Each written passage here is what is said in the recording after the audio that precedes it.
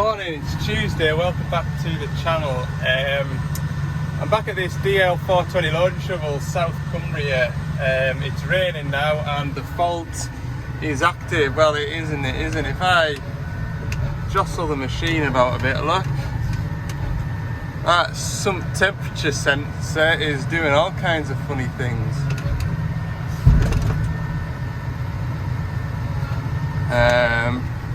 So yeah, that's my problem. So fault is active just now. I'm gonna get to the bottom of it today, aren't I? I am. I need to go into the service menu. There we go. Look, some temperature's gone really high now. Watch.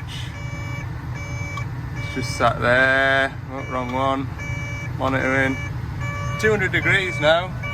And unfortunately, when it reaches 200 degrees, the machine tries to protect itself and it reduces the power of it. So the sump temperature sensor is built into the wiring loop inside the transmission. The operator reports that this fault is only active when it rains, so it has to be an exterior wiring problem. It just started raining now, in fact. I'm going to get my laptop plug onto it, and I think there might be a troubleshooting guide for this fault, so we'll just have a look. So we've got all the controllers in behind here, the integrated fuse board, the auxiliary control unit. Down there is the EPOS controller. That's the auxiliary control unit, sorry. That's the smart key controller. This here is the ZF controller. Yeah, keys off so I can unplug it. If I go into, I think we're looking for between 1,000 and 1,500 ohms. We'll also check for a short to ground as well. Pin number 39 and 46 is the sump temperature sensor, and I think it'll be pin number 39 we want to be checking, which is the signal wire back, because the other wires, number 46 also feeds the transmission oil temp sensor and also the bypass filter switch. So I would say, yeah, if we had any problems with if we had problems with 46, then we'd also have problems with these two sensors as well. I'll get this unplugged and we'll have a look. The transmission fault's on again, look. And I've got the transmission plug downstairs unplugged, so I know that the fault is between there and the plug for the transmission controller. I'll jump down and show you, but check the resistance pin 46 to 39. I had 1200-ish ohm resistance, which, going by my training note, is correct, isn't it? Yeah, that's correct. But I'll just jump downstairs now and see what it's saying. So you can see it's still sensing the temperature. I mean, it was at 30 degrees there a second ago, but it's actually disconnected from that temperature sensor, which is odd. I'll show you downstairs now, look. That's it beeping at me oh look, it's 70 odd degrees now, look. Strange, yeah? Strangest thing. I come down here, look. You can see, oh, there you go, look, the plug is disconnected totally. Inside there, this bit here, that's where my sump temperature sensor is, inside there, inside that wiring loom where that plug goes in. So I know that we're okay inside there, which is actually a relief, because I didn't really want to have to take that control valve off, strip it down to replace the wiring loom. So it's a good thing in a way, but in another way, well, ZF should really come and do that rather than a novice like me. So now it's definitely Doosan machine side, so I need to pin the wiring. Pin number 8 on there shouldn't be shorted to ground, so I need to get pin number 8 on there now. So my pal Grant's been doing us a job, that DX10 that wouldn't start, he's been away to that for his starter motor. That's what that needed. So he's come down to give us a hand sort of pinning this out, and we've come across water in the back of this plug, so we're going to blow it all out. Take a look, we've dried all the plug out and cleaned everything up, and it's reading the correct temperature now. So that's looking like a win. I'll try and get this multi-plug down here waterproofed a bit more. But no, that's looking good. Look at this. Tell you what, if there was ever a chance to prove that we've fixed it, then today is the day. We're just sealing up the back of the plugs, and then we'll put them back together and job will be right. But this rain is savage. Right, the machine's just switched itself off, but that's because it's got the auto shutdown thing. But I've had it running the whole time, been putting all panels back together, everything. My mate's gone. The reason we came across that, he turned up and I was getting ready to kind of like pin all the wiring from the transmission up to the transmission controller, and we were talking about something completely different, completely off topic, and it was to do with like a diagnostic program. And it says, oh yeah, I'll show you. And I went to climb up the ladder there and up onto the machine where my laptop was, and the screen up there was showing the transmission temp sensor, and my pal was stood here like this, and I climbed up, and as I stepped up, the error code came on, started beeping. That was weird, and he says, do that again, Ali. And I jumped on the steps there, and the temperature would go all the way down and all the way up and all the way down and all the way up. So I had this off already, and when you unplug the plugs were immaculate, dead clean. We're like, it was maybe just a fluke.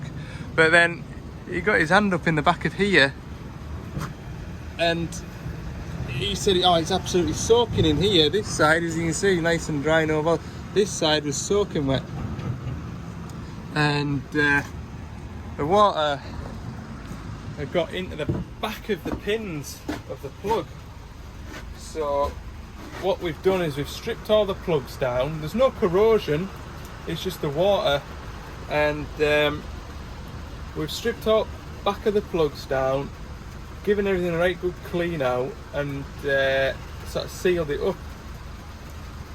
So I reckon that's a right good job. But that's one for the memory bank, that, because if I come across another shovel that's doing some sort of unusual electrical type things, especially if the weather's involved and it's doing it when it's raining, good one to keep in the back of my mind, that one. So anyway, it's nearly 3 o'clock. I haven't had my lunch yet, but 3 o'clock means that the lads will be coming up out of the quarry for the cups of tea, so I'll let them have it back while I have my lunch and just make sure. But like I say, it's been running there now for nearly an hour with no issue, so that's all good. Back at the yard, the weather hasn't got much better since I left. I'm just going to grab a 500-hour service kit out of the container to do tomorrow, and I've also got a couple of dumpers to go and see tomorrow. All in all, we're on Wednesday now. I'm heading up into the woods to a DX160 high track. The driver phoned me, or to be fair, he phoned me last week there. He sort of complained, there was no error codes, but he'd complained that the machine sort of bogged down and died a death a couple of times while he was working it.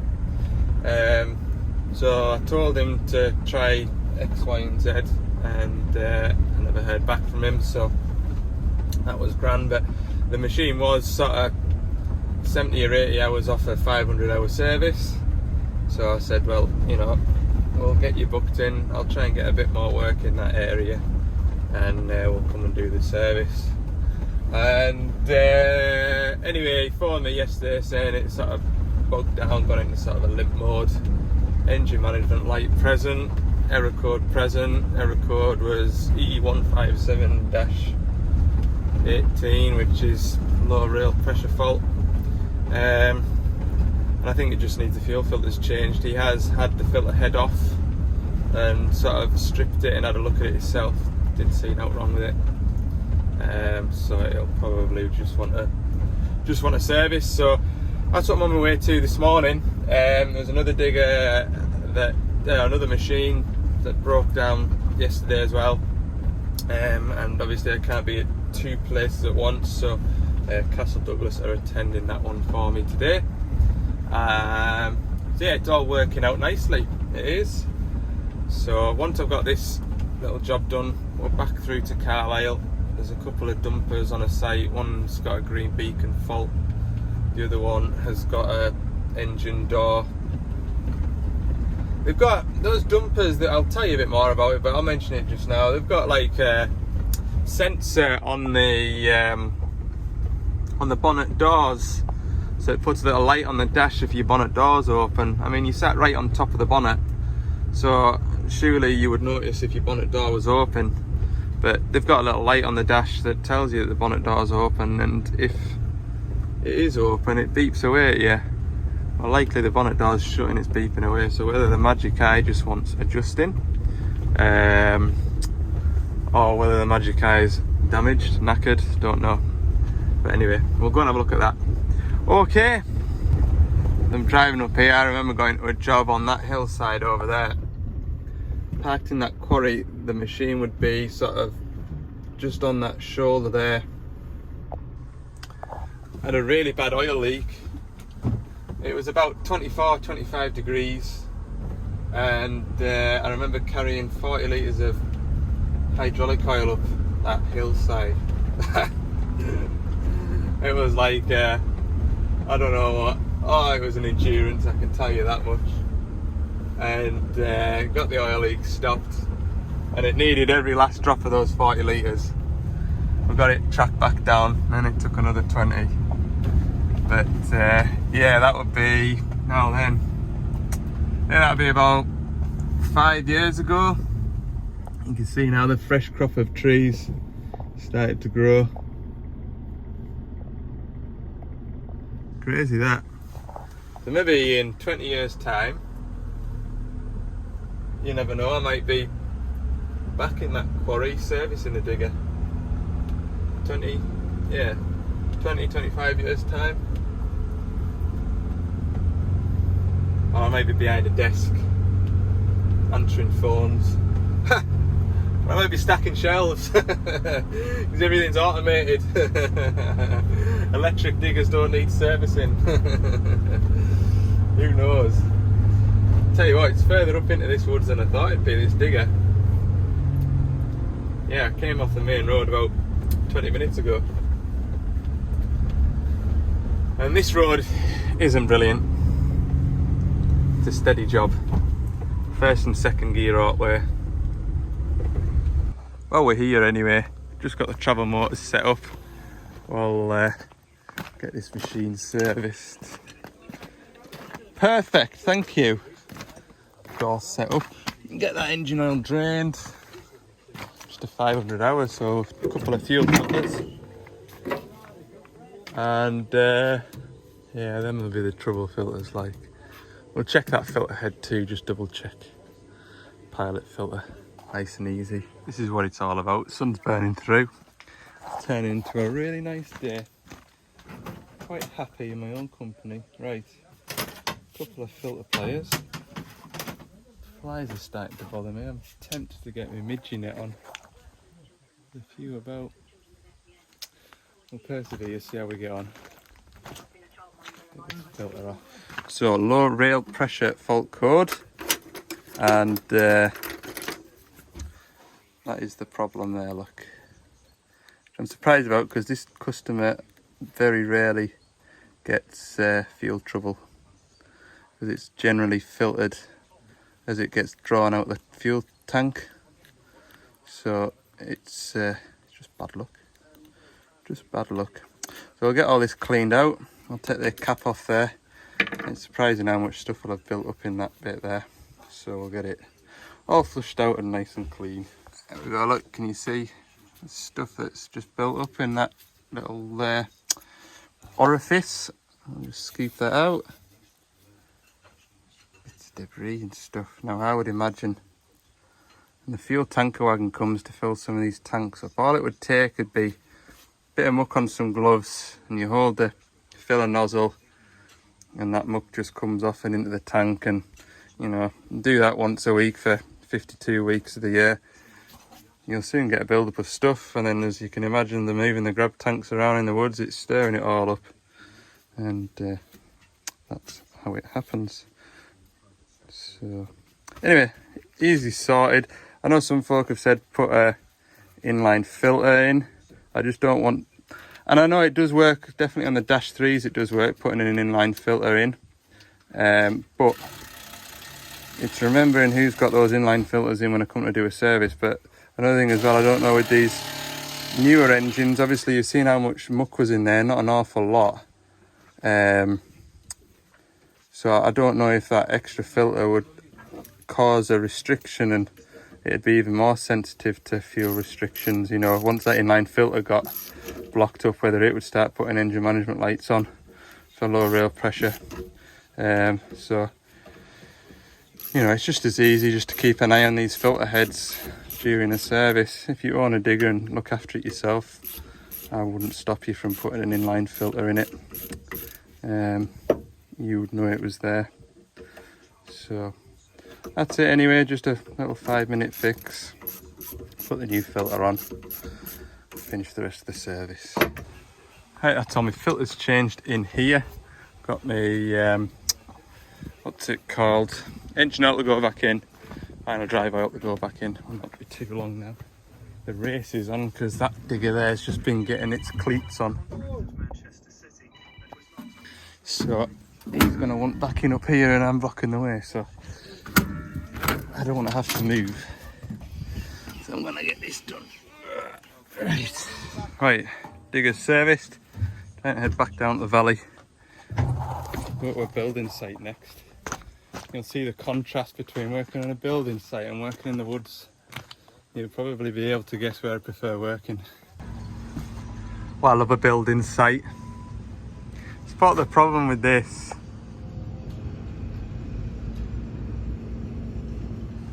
Green beacon.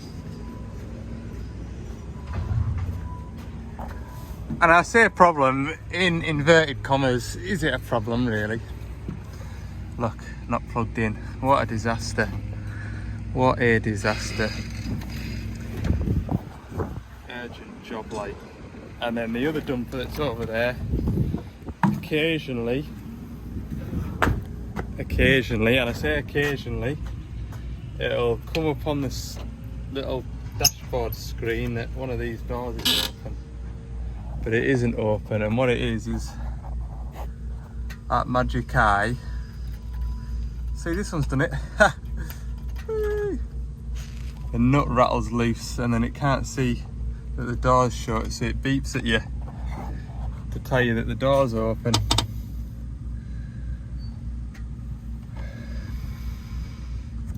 Well, I'm not a big fan of building site jobs, like. It's just a nonsense, isn't it? Like, do these faults stop a machine being operational? You know, like that machine that I was at there this morning, the machine would only just run. Do you know what I mean? Whereas, you know, and the fellow was still trying to use it as well. Whereas this one, oh, you're not allowed to use that. Oh, safety issue, like. Crackers. Right, I think, because I had a quick look at that second dumper over there, and I think it's this dumper that's got the door fault and the beacon fault, because I looked at both those sensors and they were both okay. Another problem with having multiple machines of the same brand and model is people forget which fault is on which machine, and there's nothing really to differentiate them. There is plant numbers on them somewhere, but nobody sort of cares to take the plant number down or report which plant number has the fault. They just sort of let you go and ratch out all the machines on a big building site and go to every single machine and say, have you got a problem with that? And 9 out of 10 times the driver goes, no, I haven't got a problem.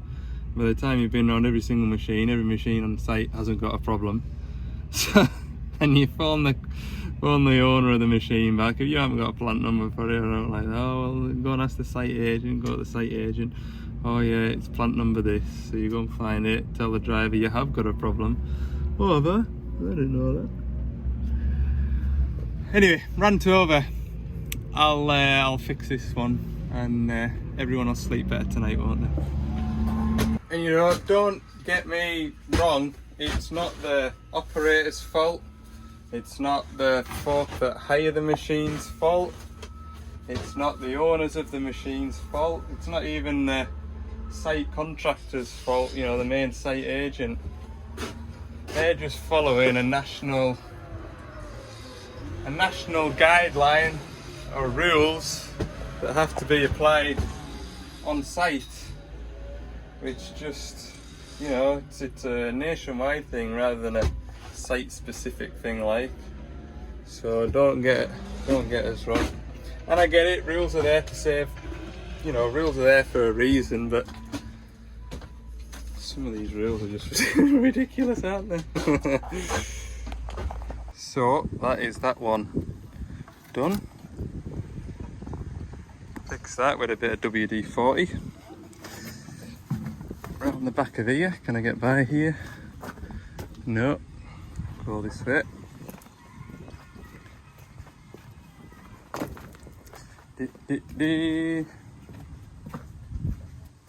Sorted that one out. Check the other side one as well. It's okay. Check this other dumper. That was okay. Put my step stool back. Hope nobody saw me using that. I'd probably need a working at height permit for that. And the snapped grease nipple in here. I think someone's had a go at trying to drill it out, because there's also a snap drill bit in there too, which made it hard as hell to drill. So I just drilled next door, put a fresh drill grease nipple in. All good. Grease this side as well, just in case. So, clean bill of health. Essential work complete. Right, pack up, head back to the yard. Well, I made it back just in time. We had a nasty shower of rain there just. I've just been doing a bit of admin, but what was I going to tell you? Yes, I have ordered something for the van that I've been meaning to do for years. And it's going to be quite cool as well. So stay tuned for a new addition to the van. I'm looking forward to it. Look at that saw. Spotted that screw's trying to escape, look. Might just have a check over everything in the back of here, because there's something squeaking. And I don't know what it is. Don't know what it is. Everything's